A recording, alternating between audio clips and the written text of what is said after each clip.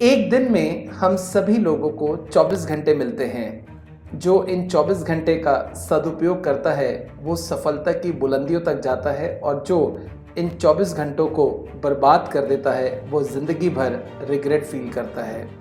कहते हैं जो समय बर्बाद करता है समय उनको बर्बाद कर देता है। Hello everyone, I am Sachin Gupta, teacher का मोटिवेटर। इस वीडियो के अंदर मैं आपके साथ टाइम मैनेजमेंट से रिलेटेड कुछ बातें करूंगा।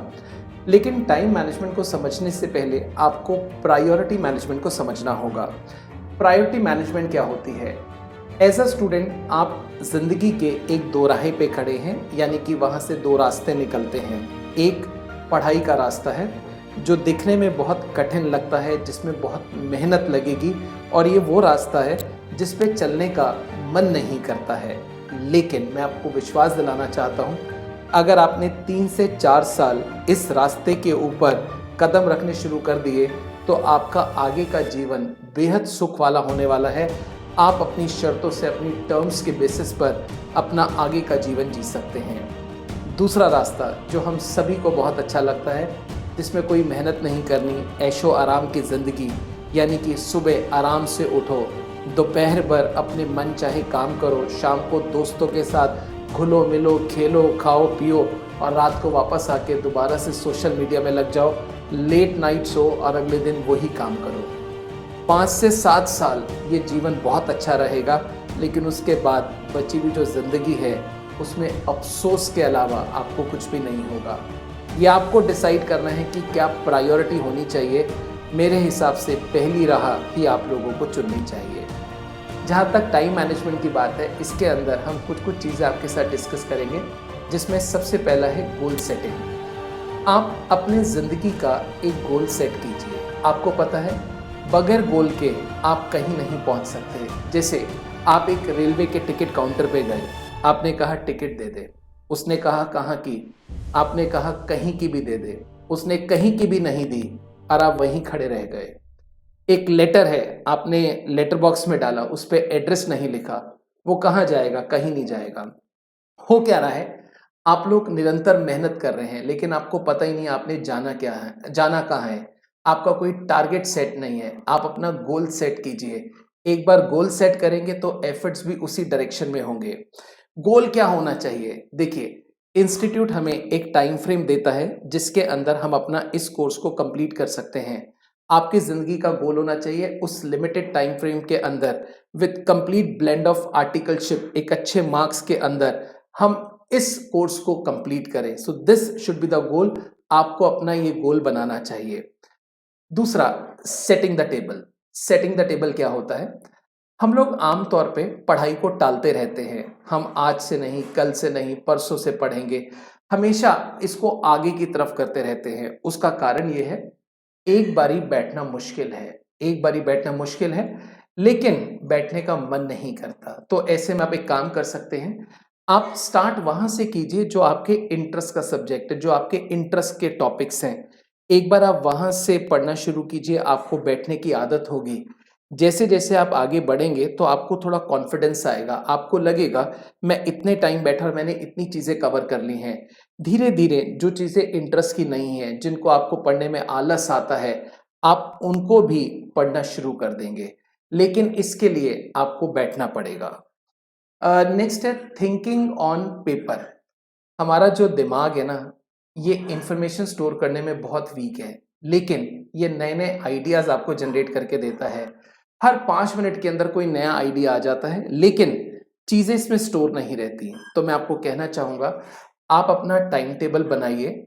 ऐसा नहीं कि आप पूरे साल भर का टाइम टेबल बना रहे हैं, आप एक वीक का, 15 दिन का टाइम टेबल बनाइए, और उसके अंदर संडे का दिन आप अपने लिए रखिए। मंडे टू सैटरडे 6 दिन का स्ट्रिक्ट टाइम टेबल बनाइए, उसको फॉलो करने की कोशिश कीजिए। असेस कीजिए कि आपने इस वीक जो सोचा वो आपने किया कि नहीं किया।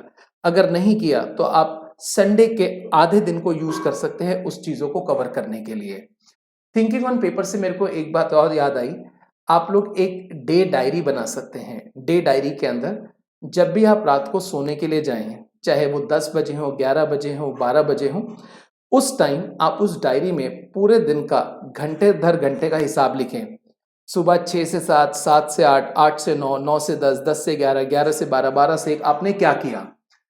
4-5 दिन तक आप उस डायरी को लिखें, उसके बाद जब आप उसको पढ़ेंगे, अगर आप पूरे दिन में पढ़ाई नहीं कर रहे तो मैं कहता हूँ शर्म से आप पढ़ने लगेंगे जब आप देखेंगे सुबह 6 बजे से लेकर रात को 11 बजे तक 1-1 घंटे का मैंने हिसाब लिखा और इसके अंदर जब मैं कुछ पढ़ा ही नहीं, इसका मतलब मैं अपने लक्ष्य से दूर भाग रहा हूँ और कहीं न कहीं आप राइट ट्रैक पे आने लग जाएँगे। नेक्स्ट, कुछ बच्चे पूछते हैं सर पढ़ने का सही समय क्या होता है? देखिए इसमें सबका अपना अपना कंफर्ट जोन होता है। मैं आपको अपनी ओपिनियन दे सकता हूँ, हो सकता है कि कुछ बच्चे मेरे से डिफरेंट ओपिनियन रखते हो, बट मेरे हिसाब से पढ़ने का जो बेस्ट समय होता है वो सुबह का समय होता है। इसके 2 रीज़न हैं। सबसे पहला, आपका जो लास्ट मील होता है वो सुबह अगर आप 5 बजे उठते हैं तो उससे 6, 7, 8 घंटे पहले लिया हुआ होता है। वो अच्छी तरह से डाइजेस्ट हो जाता है और आपको सुस्ती नहीं आती है। अदरवाइज दिन जब शुरू होता है तो कुछ-कुछ टाइम गैप पे हम कुछ ना कुछ खाते रहते हैं। इससे थोड़ा आलस हमारे अंदर आ जाता है और पढ़ने में ध्यान कम लगता है। तो सुबह का समय पढ़ने का सबसे सही माना गया है।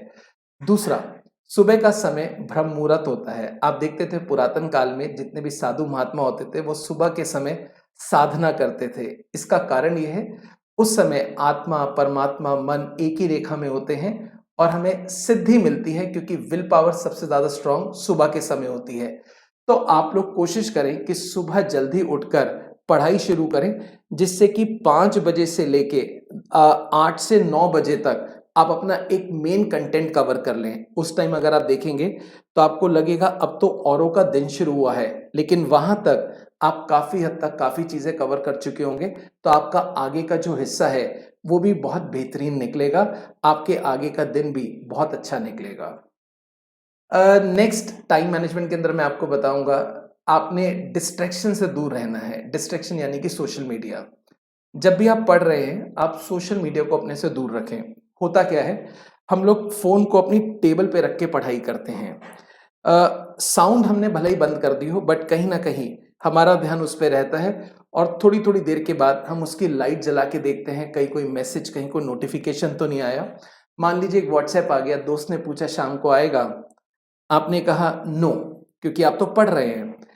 इसके अंदर आपको हार्डली 5 से 10 सेकंड लगेंगे, लेकिन मैं आपको बताना चाहता हूँ, ये आपके 5 से 10 मिनट बर्बाद कर देगा। उसका कारण है, आपने नो लिख के भेज दिया।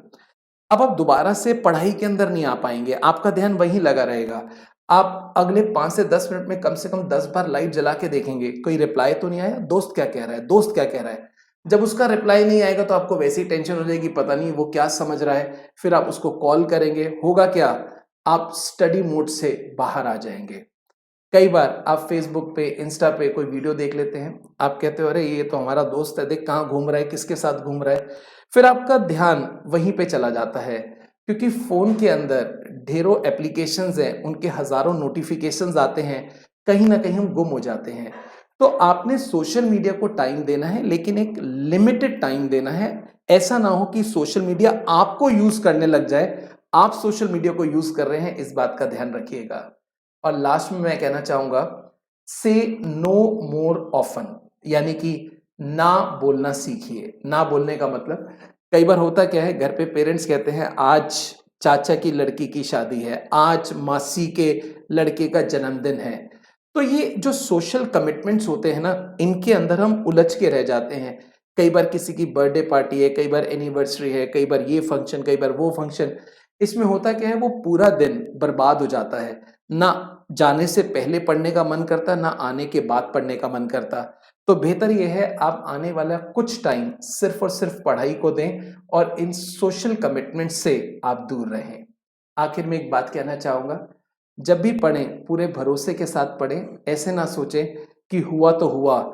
ये सोचें अगर मैं पढ़ रहा हूँ, तो मैं अपने लक्ष्य तक पहुँचूँगा और कहीं न कहीं विश्वास होना चाहिए, ये मेरे को एक अच्छा नतीजा देगा। इसके ऊपर एक छोटी-सी आपको कहानी बताना चाहूँगा।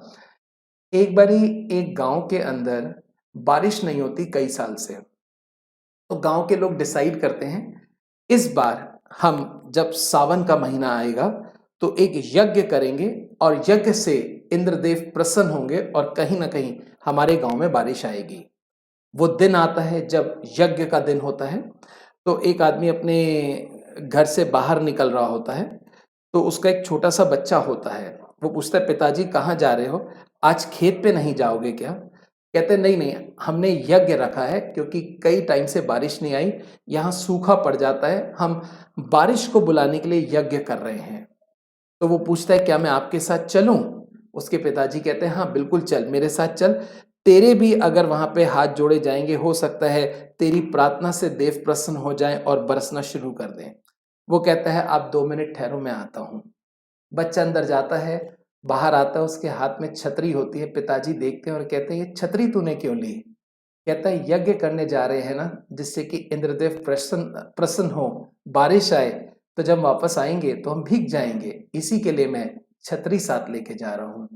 ये भरोसा होना चाहिए, ये विश्वास होना चाहिए आपको अपनी पढ़ाई के साथ, और आप मेरी बात मानिए, डेफ़िनेटली आप बहुत कुछ कर सकते हैं। सिर्फ़ और सिर्फ़ आपको एक छोटे से पुश की रिक्वायरमेंट है। I am always with you. आप अपनी जो क्वेरीज़ हैं मेरे साथ शेयर कर सकते हैं। आप हमारे इस वीडियो को ज़रूर आगे फॉरवर्ड कीजिए, हमारे चैनल को सब्सक्राइब कीजिए। एग्ज़ाम से रिलेटेड हम बहुत सारे वीडियोज़ आने वाले टाइम में बनाते रहेंगे और आप लोगों की मदद करते रहेंगे। Thank you very much. Take care. Bye bye.